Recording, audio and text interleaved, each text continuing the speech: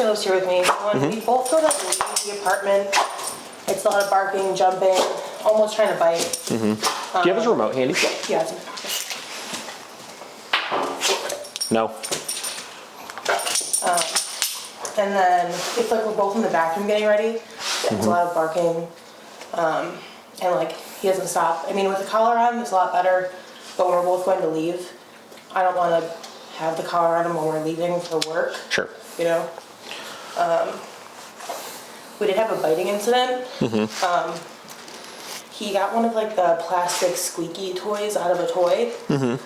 I wasn't in the room when it happened. My sister had friends over. I told them to like let it be. They didn't listen, tried to get out of his mouth, and the chance snapped. Okay. So that's another issue. They tried to get it out of his mouth, you said? Yeah, so like I told him to leave it. Your sister did or somebody else did? Her friend. Okay. I gotcha. And a lot of like resource guarding with like bones, so we don't really keep bones in the house at all. Just so I know he gets very protective over them. Sure. Okay. So mostly just those things. So, as far as the barking is concerned, when you were saying like when you're getting ready to leave, is he barking like at you guys? Like what is he? Okay, I got you. And okay, so biggest problems: barking when you're getting ready to leave the house. And like when we're walking out the door, if like when you're walking or out the someone door, hugs me, it's like jumping up or. Yep. So just yeah, arousal issues. Yeah. We'll call that, right? A little bit of resource guarding over bones. The squeaky toy incident is not really a him problem. Okay. Right. I'll tell you, if anybody aside from like me or my wife or like somebody my dogs know really, really, really well went and tried to like physically take something out of their mouth, they'd probably try to bite him too. Got it. Right. That's one of those things where like we could improve on his tolerance to things and we could improve on the resource guarding and stuff like that. But we can only expect our dogs to maintain their composure around like reasonable amounts of stress or distractions. Right.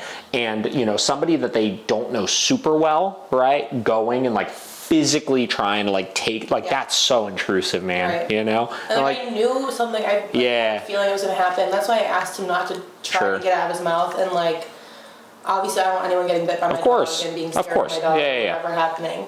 And it wasn't like it was bad. His hand was swollen for a few days. It was nasty. But I just like don't want that happening again. Yeah. Obviously, like he knows. Everyone that was here knows. Now.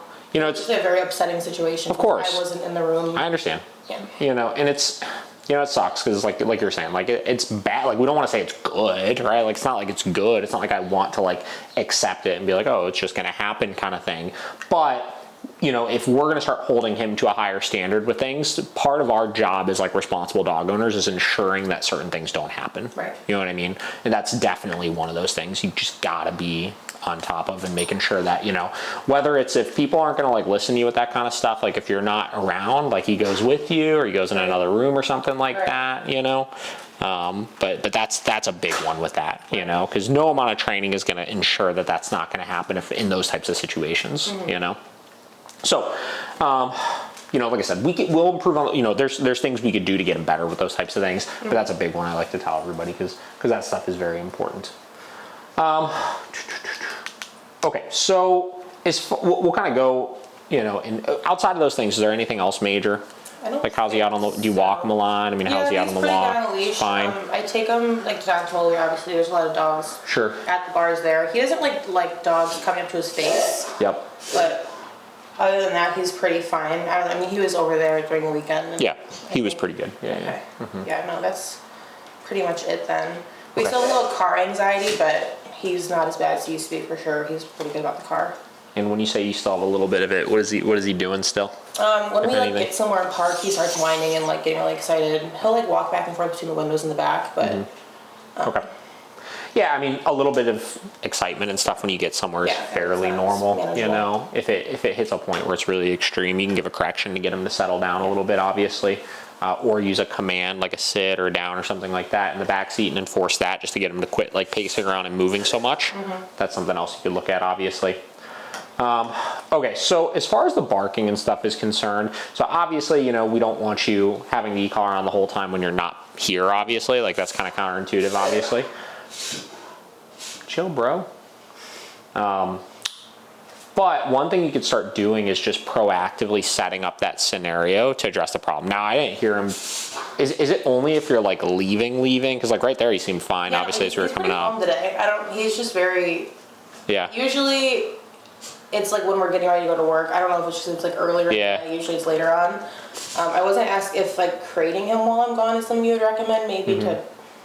Well, because I don't crate him. Honestly, he just like hangs out in the living room when I'm gone. Well, I mean, listen, I'm a proponent of crates, obviously. I don't know if that'll directly solve your problem, because really this is just a matter of us starting to interrupt that headspace, And yeah, I mean, dogs are good at sensing like patterns as far as like if you're actually leaving, he could tell like there's something different typically going on versus like we're just walking out of the door for a couple minutes and back in, So again, we don't want to have him wear the collar all the time, but a couple things that you could do is one, you could keep the collar on for the whole time you're getting ready so that you can get really firm on the corrections for the barking and stuff like that in those situations to chill him out. Excuse me, and set that tone. And then right before you actually leave the house, you would then take it off, right? And a lot of times if you kind of stop it right there and don't let it escalate to that point where he's completely freaking out when you're walking out of the door, that's going to help you quite a bit. If for whatever reason he starts getting the pattern of that, what you could do is just for a couple of days, leave it on when you leave the house, and it's not gonna be the end of the world if like for 2 or 3 days he wears it while you're at work, obviously, and then you come home and then you give him a break with it off, obviously, so you can correct for it. But you gotta start setting up that pattern and like reshifting that kind of cycle that he's going through with things, right? I think that if he's freaking out when you're even getting ready and stuff like that, I think just addressing it right there, like really I think addressing it right there really, really strictly is going to be more than enough for something like that, Sometimes even like if I'm off one day, my sister's getting ready in her room. When she tries to even leave, it's a problem. And like it's an issue like I have to go in and like get him out of her room. Yeah, but you should. This is where when I look at situations like this, like that's just like ineffective use of our training. You know what I mean? Like you have communication on him to be able to tell him you got to knock that off, right? So my question is, are you using it? Or if you're using it, what are you doing where it's not working? You know what I mean? Yeah. There are definitely times, like, I don't have the collar on him, honestly, at all. Like, most of these interactions are when he doesn't have it on. There are some ones where he does have the collar on, but a lot of times it's, like, honestly being inconsistent with the collar, like, wearing it. Sure. But. Okay. Well, yeah, I mean, and we don't want to, we don't want to have him wear it all the time, obviously, right? But the way that I look at like long-term use of the collar is a couple of different things, right? So I have my 3 places that I'll always use it no matter what. Like this is what I do with my dogs, right? So people coming over, if we're going anywhere public, so basically anywhere outside of the house, right? Or if we're going off leash anywhere, right? Those 3 scenarios, 100% of the time, forever, for the rest of eternity, I'm always going to put the e-collar on my dogs, right?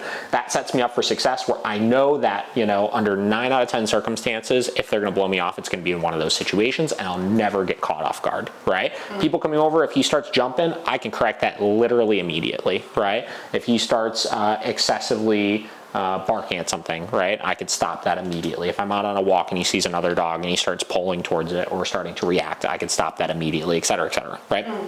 So that baseline sets the tone under like all states of mind that the dog could be like really amped up, that like that stuff just doesn't fly right now. It's not going to work, right?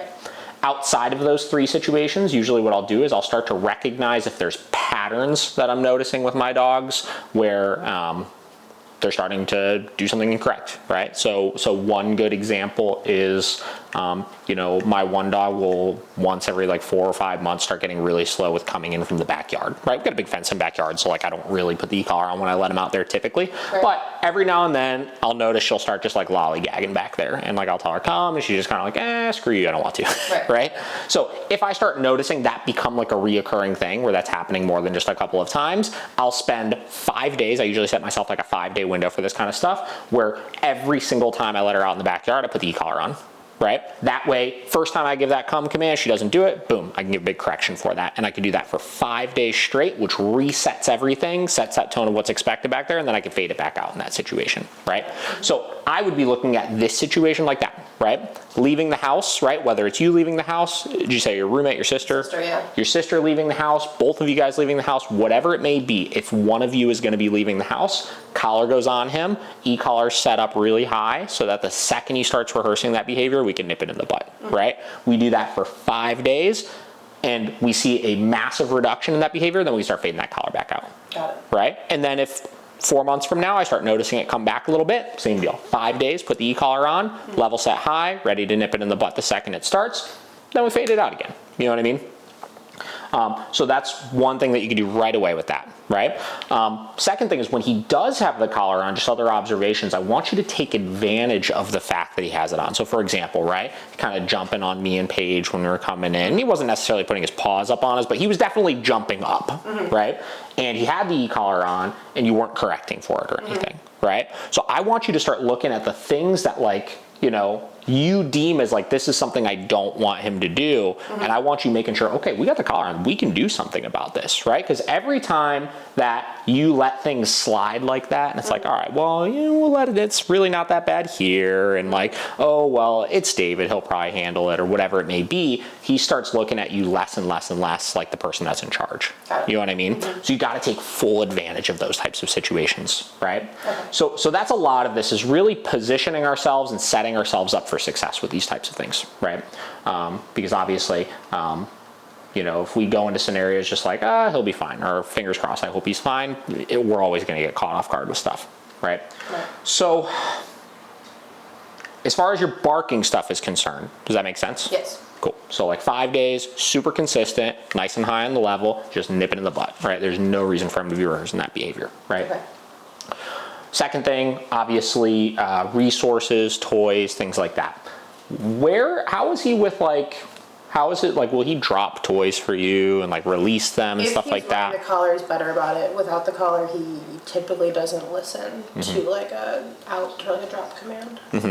So similar concept is what we just talked about here, right? When I hear people tell me that like the dog listens really good when the collar's on, but listens like shit when it's off, basically, that's a telltale sign that we rushed too quickly into having it off, right? So basically what we're looking for is not necessarily that like he's just like perfect all the time with or without the collar. Is he looking at his paws or a toy? His paws. His paws. Cut it out, dude. Allergies. I know. It's those real light-skinned dogs, you know? No. I was like, oh, sorry. Things like that too, like you could correct for those types of things, you know? Set that tone again, something we don't want them to do. You gotta knock it off, right? So, yeah, the goal as far as getting to a place where the dog is compliant without the e-collar is basically we need to make these behaviors 100% like habitual, right? Meaning like he doesn't even, like he's so good at performing the behavior correctly that he forgets he even has the e-collar on, right? So in order to get to that point, we need to essentially hit a point where he's 100% reliable with whatever we're working on with that collar on, and he's been 100% reliable with whatever that behavior is for X amount of time until it's become a habit for him. From there, we could start fading it out, right? So I think in a lot of cases, most people will try too often where it's like sometimes we ask him to drop something when the collar is on, sometimes we ask him to drop it when the collar is not on, and he starts realizing immediately that 50% of the time he can get away with it, right? And since dogs are opportunists, and because obviously it's more reinforcing for him to chew the bone than for him to just, you know, listen to you for no incentive, you know, what we're going to find is that he's going to continue testing that boundary with things, right? So same concept, right? You want to start taking advantage of situations when the collar is on in asking him to release those things. So let's say let's say right there he was chewing on that bone, right? And we got the collar on right now, and you know, it doesn't matter. I don't care if he chews that bone or not over there, but I want to test, right? Can I get him to release this thing or not, right? I'm going to give a drop command. If he doesn't listen to that drop command, again, I'm going to give a high correction for that, right? And then, great, if he releases it, okay, cool, we're done. You can have it back again and you're good to go, right? And then what I do is maybe the next day, whenever the collar is on, whenever he's hanging out chewing a bone or something like that, I test it again, right? And then, again, the next day, when he has the collar on, he's chewing the bone, I test it again. And I practice that repeatedly over and over again until we hit a point where he just is consistent about releasing it, because the expectation is 100% consistent, right? And then in situations where he doesn't have the collar on, I just try to at all costs avoid even asking it, right? Because again, it's worse to try to give a command when we're not in a position to enforce it and have him blow us off than to just let him have it and let him rehearse it and us just not ask anything in the first place, right? So same deal when it comes to, you know, guarding objects and stuff like that. Typically that's an issue with the dog not releasing those objects, which means that we need to get much more firm on him over that, right? So that's obviously another thing that I would look at right away with things. Let's do this. Why don't you, I just want to see how he listens to you here. Why don't you walk over there and give him a bed command. I'll see how he listens to it. Chance, bed.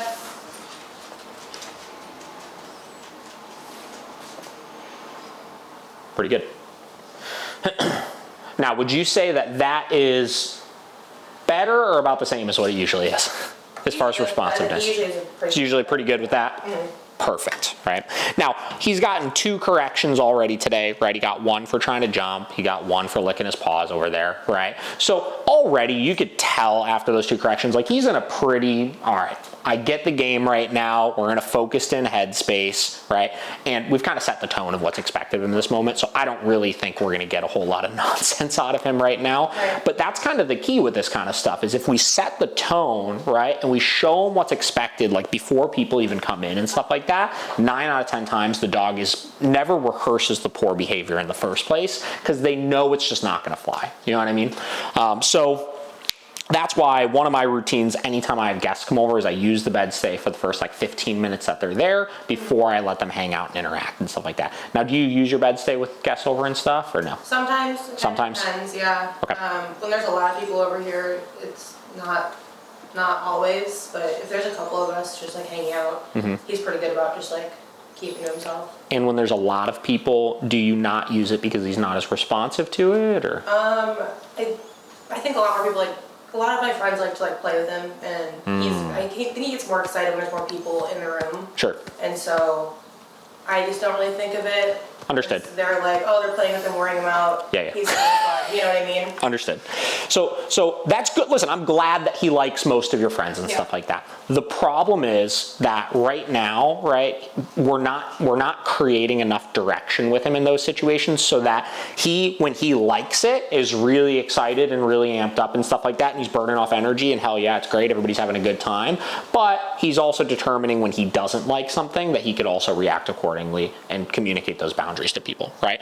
Dogs are creatures of habit, right? Meaning that if we could create a routine that we set and just stay with like indefinitely forever with things, it's going to be 10 times easier for them to be successful with it because it's very predictable for them, right? So again, the bed stay when people come over, it's not that he has to do it the entire time people are here. That's not the goal, obviously, right? The goal is just first 10 minutes that people come over the house, we immediately create structure around a high arousing trigger, right? So again, then also getting back to anytime people come over is a place I will 100% of the time put the e-collar on my dog. That's a routine that I want you to set with him, right? So people are coming over, knock, knock, somebody's here. Before you ever let anybody in, just put him on the bed. Again, have your level set high enough where you know he's going to care more about it than the people and stuff, and let them in, right? And then just set an initial boundary of, guys, when he's on the bed, you gotta just leave him be, right? Just leave him be for 5. I don't care if they're like, oh, Chance, you look so cute over there, you know? But they can't go approach him, right? Because that again gets into that's a little bit unfair for him at that point, right? But we have to set that routine initially where we give him a chance to just not let that arousal hit this like level 15, like I'm so freaking pumped up that people are here kind of thing, you know what I mean? And then once we go to release him, he's gonna be that much calmer and it's gonna be that much more controlled. Again, we set the tone of things to get him into that good compliant state of mind, right? So that's one thing to do right off the rip there. Another thing I would be aware of, I know, so that incident you had with the squeaker toy, granted that was a very clear trigger, you know, we know exactly why he did that. But one thing to keep in mind is, I don't know how often you have a lot of people come over, you know, I don't know how often there's gonna be like, you know, a lot of stuff going on, but you have to, sometimes the more people are there, the more important it is to give him breaks, either with our bed stay or just like putting him into another room or something, right? Because again, that much stuff going on, that much chaos, like it could be a lot for dogs, and they could really love it at first, but once they hit that point where it's like overwhelming and like there's so much going on and everybody's smothering me and I'm just so stimulated and like I'm getting anxious and this and that, that's where like 99% of the time people call me and say somebody got bit, there was a dog fight, this, that. It's always in one of those types of situations where the dog was just in this high stress environment for just too long. You know what I mean? So keep that in mind, obviously, as well with this kind of stuff. Obviously, he's doing great with holding that bed. That looks really good. So why don't you go ahead and release him here? You can let him up. Okay. No. Chance coming. Cool. Looks pretty good. Why don't you see if grab one of his toys that you think he really likes and see if you could like get him to engage with it or something.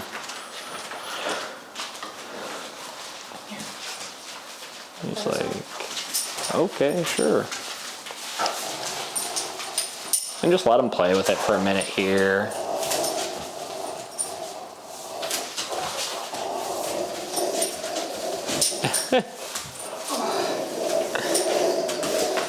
And then in a couple seconds here, what you're gonna do is you're gonna tell him drop just one time, give him a second to do it. If he doesn't do it, tell him no for it. Okay. Chance, drop it. No. Now give it back to him and start playing again. He's like, no thanks. Come on. No? Here. No? Come on. And this is pretty normal first time, obviously. If we give a correction for it, they're just going to be uninterested initially. If he doesn't want it, totally fine. Again, try again, and you could try it again later today. You could try it again the next day, something like that. But we have to get him faster with that release for sure. Right. No? Nothing? He's like, I don't know what's going on right now. All right, you got to put that back for a second here. And why don't you go ahead and put him back on the bed? Okay. Chance, bud. Perfect. I think 99% of the issues that you're seeing right now are probably that you've gotten a little too lax with just like, we did the training and now we're kind of past the training. You know what I mean? As opposed to figuring out, I think the key with a lot of this stuff is figuring out how do I incorporate the training just into my life forever, where it never totally goes away, right? But at the same time, it doesn't take me like hours and hours of like time in order to do, you know what I mean? And that's why, like I said, I've really created for myself, because listen, like I can get lazy with this stuff too, trust me. Like there's definitely times where I'm like, I slack off on things, I let things slide here, this, that, right? Like I'm a human just like everybody else. But I set those 3 routines as far as the places that I'll always enforce my training in, because if I enforce it in those 3 situations, those 3 situations don't happen that often. It's not like I'm having people come over the house all the time, right? It's not like we're going off leash all the time places, and it's not like we're going to public places all the time, right? But in those situations, I'm always on top of my training. I'm always looking for opportunities to work my training, whether it's with a bed stay when a guest comes over, whether it's working my recalls when I'm working off leash stuff, whether it's we go to a public place and I'm working on my healing and my down stays, you know what I mean? Where at least a couple of times a week, I'm getting a good opportunity to get some training practice in. Right. You know what I mean? And if you could do that, it doesn't really matter what's going on when you're just here with him, because I'm assuming his behavior is probably 10 times better in those scenarios than it is anywhere else. Right. You know what I mean? So you don't have to be doing all of this training in those scenarios. But man, those big scenarios, that's where people get themselves into trouble with this kind of stuff. Yeah. You know? So that's where it's going to be really important to work this stuff. I mean, I'm all in all not seeing anything at all that's like standing out to me like, oh, this is something we need to work on. Because this is not a teaching problem at this point. This is you being a little bit more strategic about where you're using your training problem. Right. You know what I mean? And I think clarifying in your mind some places where you always use the e-collar, you know, and, you know, set some new structure, particularly with guests coming over. Another thing too, if guests are coming over, you really should just put the toys away if he has resource guarding issues, you know? Yeah. That's another thing that's very key, you know? Just because, again, you know, like, you could be as diligent as you want about stuff. You could be as super on top of like, hey, don't touch him if he's got this or whatever, but it's like, just eliminating that problem from happening in the first place sometimes can be just as effective, if not more effective with things, you know. But I think all in all, again, spending like 5 days or so, anytime you're leaving the house, getting really firm with your corrections for that. Okay. Tightening up your walk by being looser on the leash and giving a correction where you're giving a leash tug instead. Okay. Always using your e-collar when guests come over, if you go anywhere public or if you go off leash anywhere. And then routine of bed stay when guests are coming over, and putting toys away when guests come over, and working your drop command. I know that sounds like a lot, but like it's really just some new structure to the things you're already doing with him, you know? And I think if you enforce those couple of things, I think you're gonna be good to go with this.